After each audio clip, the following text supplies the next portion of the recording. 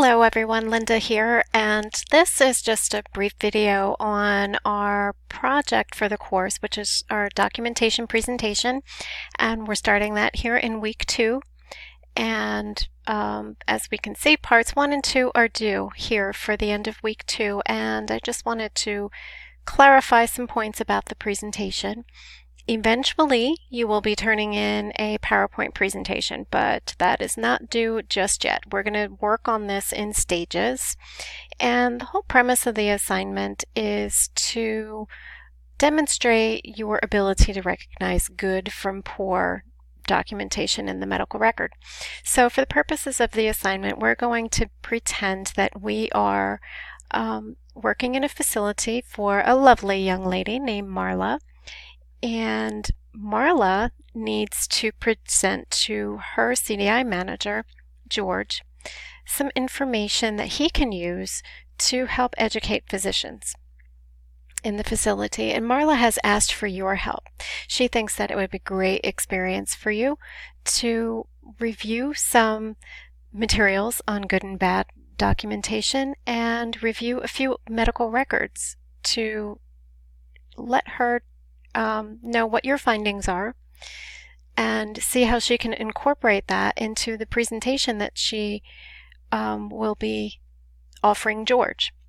So that's the basic premise of what we have going on here. So we can take a closer look at this by taking a look at the grading rubric, and we have specific background information, which is, like I said, you are working with South Padre Medical Center, and your supervisor's name is Marla Kaufman, and the CDI director, George, wants to educate physicians on the importance of accurate and complete documentation in the medical record.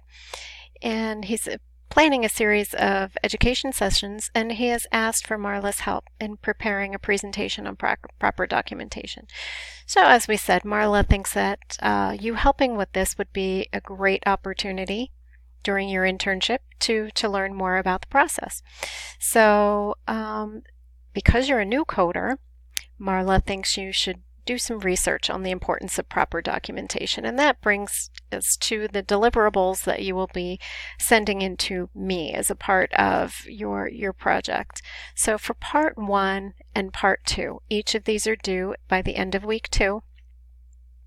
Part 1, you just need to conduct some research and on the importance of proper documentation.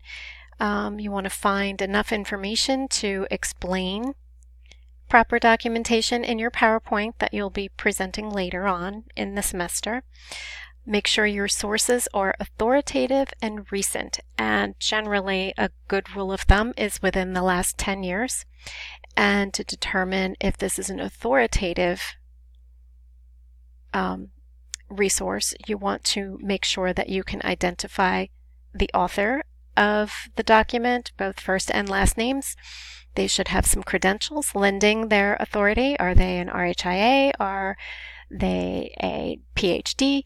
You want to look for these things. Anyone on a blog can just say that they're the expert, but in this case you want them to prove it to you. Okay, so you want a reliable source. Generally stay away from wikis. That would include Wikipedia, blogs in general, because sources such as those, anyone can write in them. Anyone can be an authority under their own power. So you want to stay away from sources such as that. AHIMA's body of knowledge is always a great source for this type of information, and the internet is a wealth of information. You just want to make sure that you're using credible sources. Okay, and the next part of the project is to go into the AHIMA VLab in the outpatient clinic cases, and you need to review the 4 records listed here, and you want to review them for the quality of their documentation contained within. Keep in mind that these are de-identified records. They're not going to contain things such as any kind of personally identifiable information. You're not going to have patient names or the name of the facility.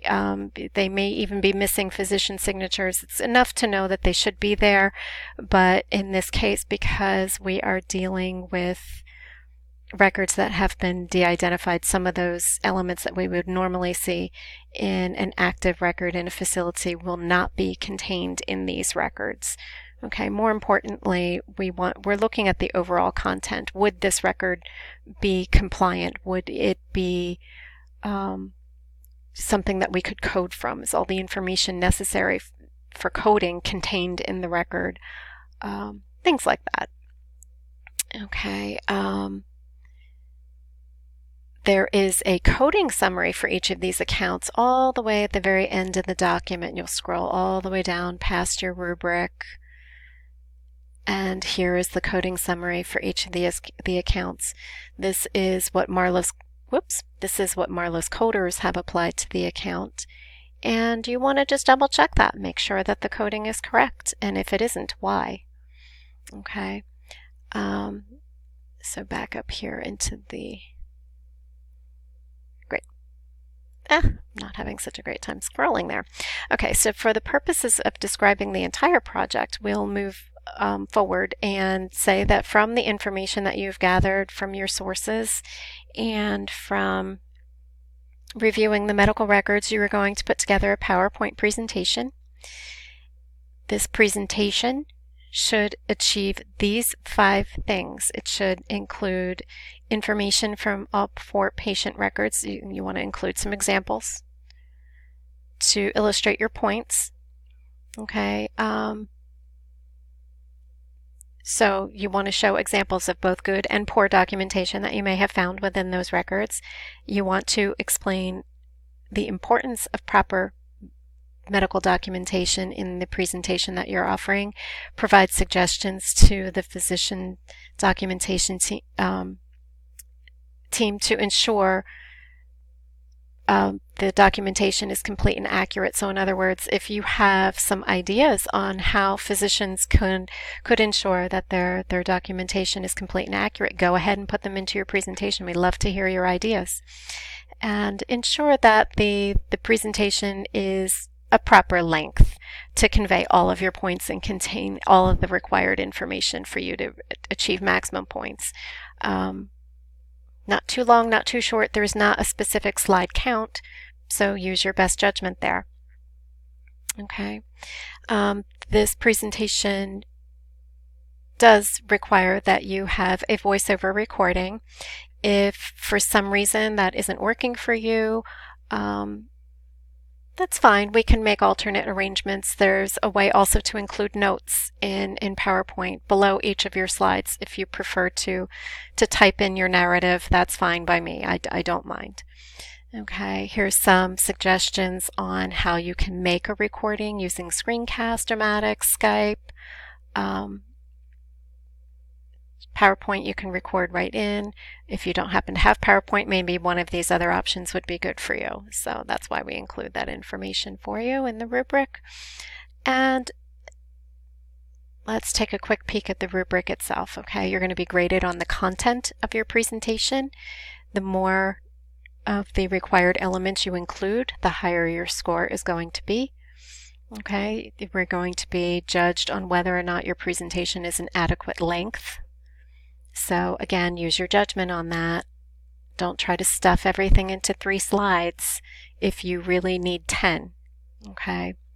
Include sources. Any source that you use to create your project should be listed. You can list them either on individual slides as you may reference that source, or use a reference slide at the end of your project. However you prefer to do it, it's fine by me, but be sure to include your sources. Again, don't just copy a URL.